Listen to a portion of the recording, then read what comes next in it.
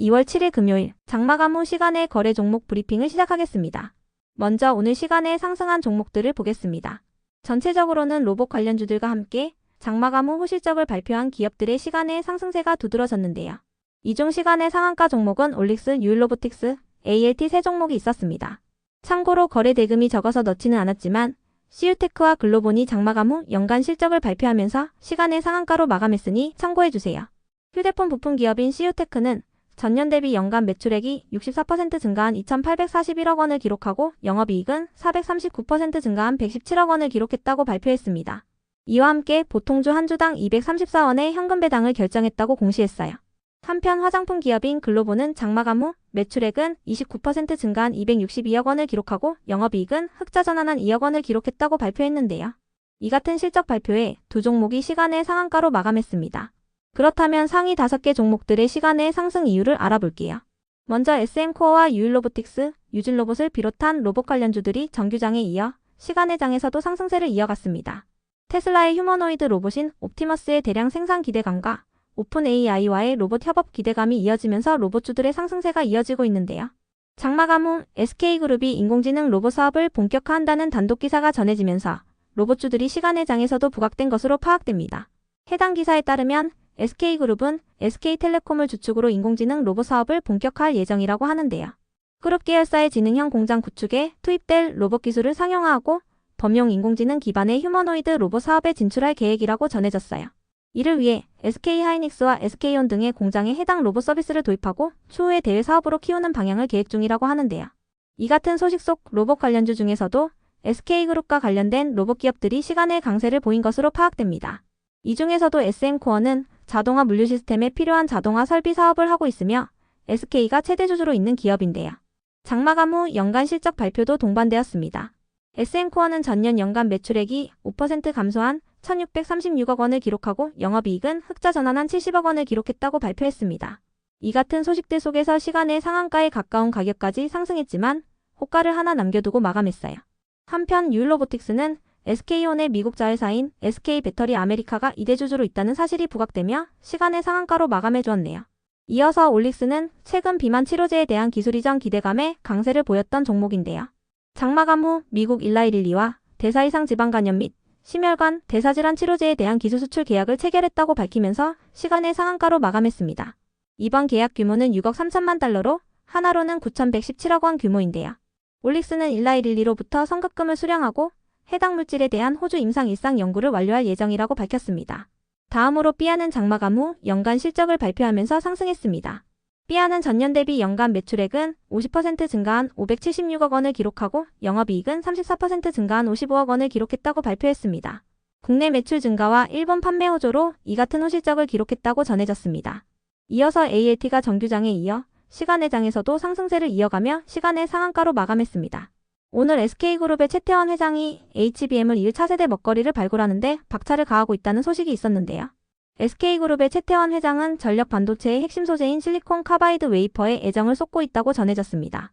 실리콘 카바이드 웨이퍼는 전기차와 재생에너지 발전용 전력 반도체의 핵심 소재인데요. 아직 한국 기업의 시장 점유율은 미미한 편이지만 SK그룹의 반도체 웨이퍼 회사인 SK실트론을 통해 시장 점유율을 점차 늘려갈 방침이라고 전해졌어요. 이 같은 소식에 ALT가 관련주로 부각되며 시간의 상승세를 이어간 것으로 추정됩니다. ALT에 붙어준 기사에 따르면 ALT는 하이닉스의 후공정 테스트 서비스를 담당하고 있으며 실리콘 카바이드 후공정 특허를 출원하고 국내에서 유일하게 초박막 타이코 웨이퍼를 레이저로 절단할 수 있는 기술을 보유 중이라고 하네요. 다음으로 시간의 상승 종목 중 거래 대금 상위 종목들을 살펴보겠습니다. 먼저 레인보우 로보틱스가 가장 높은 거래 대금을 동반하며 시간의 1.8% 상승했습니다. 장마감 후 SK그룹의 로봇 사업 진출 소식이 전해지면서 레인보우 로보틱스를 비롯한 로봇 관련주들이 시간의 상승세를 이어간 것으로 파악됩니다. 이어서 하나비전이 거래 대금 2위를 기록하며 시간의 4.9% 상승했습니다. 장마감 후 하나비전의 자회사인 하나정밀기계가 한미반도체와의 HBM 특허 소송에서 김앤장 법률사무소를 선임했다는 소식이 있었는데요. 이 같은 소식에 한미반도체와 하나정밀기계와의 특허 소송 사실이 지속 부각되며 하나비전이 시간의 상승세를 보인 반면에 한미반도체는 시간의 2%대의 하락세를 보인 것으로 파악됩니다. 한미반도체는 지난 12월 하나정밀기계가 한미반도체의 HBM 생산용 TC본더 특허를 침해했다고 주장하며 소송을 제기했는데요. 소송에서 패할 경우 어느 쪽이든 치명상을 입을 것으로 예상되고 있습니다. 다음으로 SP소프트가 거래 대금 3위를 기록하며 시간에 1.7% 상승했습니다. 최근 삼성전자가 챗GPT를 갤럭시 제품에 공급하는 방안을 검토 중인 것으로 관측된다는 기사가 있었는데요. 이 같은 소식 속 SP소프트가 AI 관련주로 부각되며 상승세를 이어간 것으로 파악됩니다. SP소프트는 마이크로소프트의 거대 언어 모델인 코파일럿의 국내 라이선스 사업을 영위하고 있습니다. 이어서 온코크로스가 거래 대금 4위를 기록하며 시간에 3.3% 상승했습니다. 시간에 상승할 만한 호재는 파악되지 않았는데요. 오픈 AI의 올트먼 CEO가 의료용 챗GPT 개발을 검토 중이라고 밝히면서 의료 AI 관련주들이 최근 상승세를 보인 바 있으니 참고해주세요. 온코크로스는 의료 AI 플랫폼인 랩터 AI를 보유하고 있습니다. 다음으로 아스테라시스가 거래 대금 5위를 기록하며 시간에 4% 상승했습니다. 시간에 상승할 만한 호재는 파악되지 않았는데요. 아스테라시스는 1월 24일에 신규 상장한 미용 의료기기 기업이니 참고해주세요. 다음은 오늘 시간에 하락한 종목들인데요. 전체적으로 재건 및 유리기판 관련주들의 약세가 두드러졌습니다. 그렇다면 상위 5개 종목들의 시간의 하락 이유를 알아볼게요.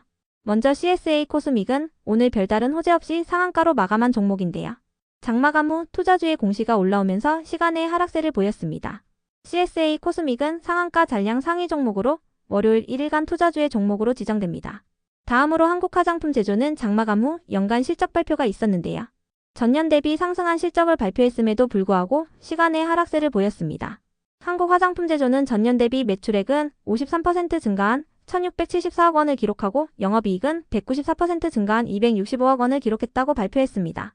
이어서 램테크놀로지를 비롯한 일부 유리기판 관련주들이 하락했습니다.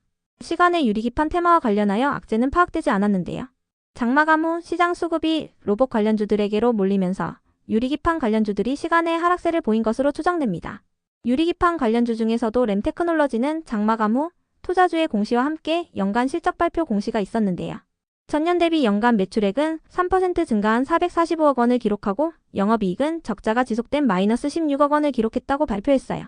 이와 함께 투자 경고 종목으로 지정될 가능성이 있어 월요일 1일간 투자주의 종목으로 지정된다는 공시가 올라오면서 램테크놀로지가 시간의 하락세를 보였습니다. 다음으로 대동을 비롯한 재건 관련주들이 시간에 하락했습니다. 장마감 후 재건 테마와 관련하여 악재는 파악되지 않았는데요. 트럼프 행정부가 다음 주 러시아와 우크라이나의 종전 구상을 공개한다고 전해지면서 최근 재건 관련주들이 상승세를 보인 바 있습니다. 재건 관련주 중에서도 대동은 장마감 후 연간 실적 발표가 있었는데요.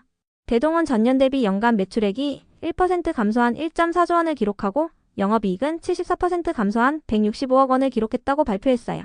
이 같은 실적에 대동이 시간의 하락세를 보였습니다. 다음으로 한미반도체가 하락했습니다. 장마감 후 하나비전의 자회사인 하나정밀기계가 한미반도체와의 HBM 특허 소송에서 김앤장 법률사무소를 선임했다는 소식이 있었는데요. 이 같은 소식에 한미반도체와 하나정밀기계와의 특허 소송 사실이 지속 부각되며 한미반도체가 하락세를 보인 것으로 파악됩니다.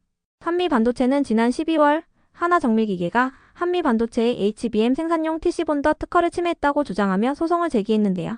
소송에서 패할 경우 어느 쪽이든 치명상을 입을 것으로 예상되고 있습니다.